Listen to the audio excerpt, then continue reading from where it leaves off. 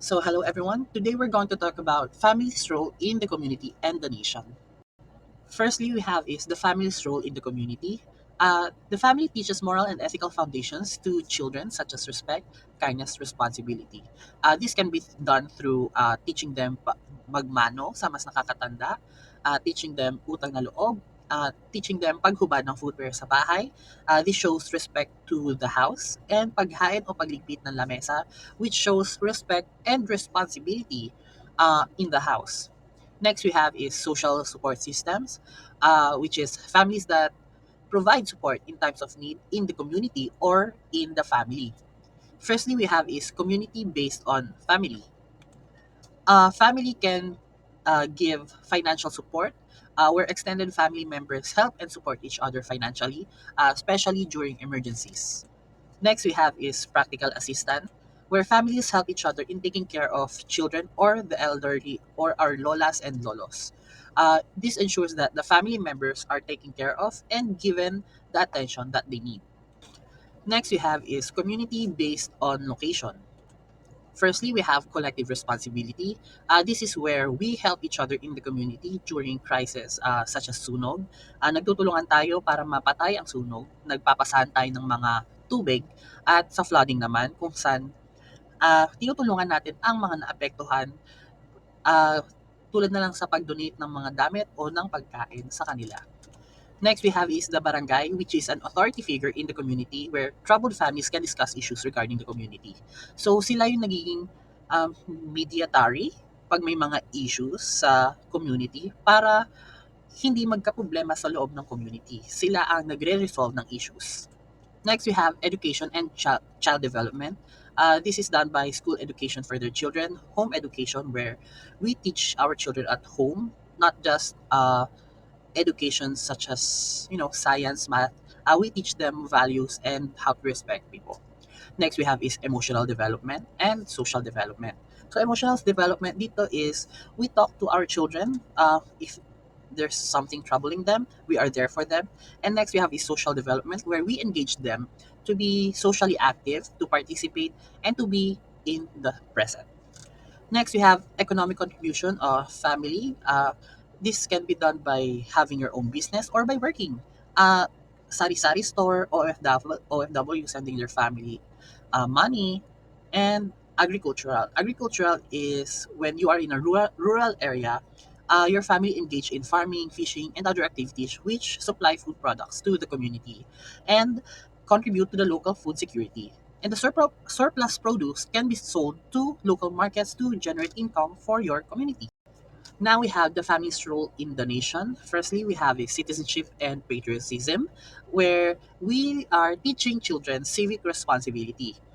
Families teach children the importance of obeying the laws and that our actions have consequences. And by not following the law or the rules, there is an according punishment. Next, we have cultural preservation, where we pass on cultural values such as pag-opo, pagmano, pag-alok kumain. Next, we have is we promote our own language kung saan man tayo nakatira, kung ano man lengguwahe ang ginagamit natin. We promote that to our children by speaking that language to them. Next we have is preserving artistic crafts and tradition. If you are in a tribe or like Apo Wangod, we pass on the skills such as tribal tattoo, scarring, pottery, quilts, and sewing. Next we have is economic development. Human capital. This is when families invest in education and skills to develop their children. So in someday, their children will be a responsible citizen that is contributing to the society. Next, we have entrepreneurship or local business. Yan nga, sari-sari stores, coffee shops, computer shops, which ultimately contributes to our economy. Next, we have is investments such as houses, cars and jewelry. Houses pinakauna, syempre. This gives us a sense of security and it contributes to the economy. Next, we have is leadership and governance, where we instill values and ethics such as honesty, integrity, and responsibility to our children. Which is important in choosing or being an effective leader. Kailangan meron tayong honesty, meron tayong integrity, and meron tayong responsibility to be a responsible citizen. Kasi kailangan natin yan para malaman natin na binoboto natin ay tama. At para rin na kung maging leader man tayo, maging presidente man tayo ng kung ano-ano, meron tayong honesty, meron tayong integrity, at meron tayong responsibility sa ating role. Next, we have is providing role models. This is when parents are the role models for their children. Um, Parents demonstrate ethical behavior, having leadership qualities, and they are the leaders in the house.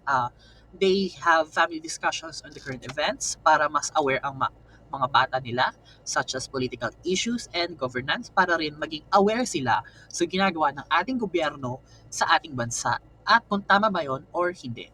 At pinaka-importante is they develop the children's critical thinking skills and understanding on politics. Now we have ways to strengthen the family's role in the community and the nation. Firstly, we have is parents. Parents should provide education to their children, develop social responsibilities such as donation to those in need, charity, cleanup drives, etc. This also shows their children how to be a responsible citizen. Next we have is developing critical thinking skills. Importante yan.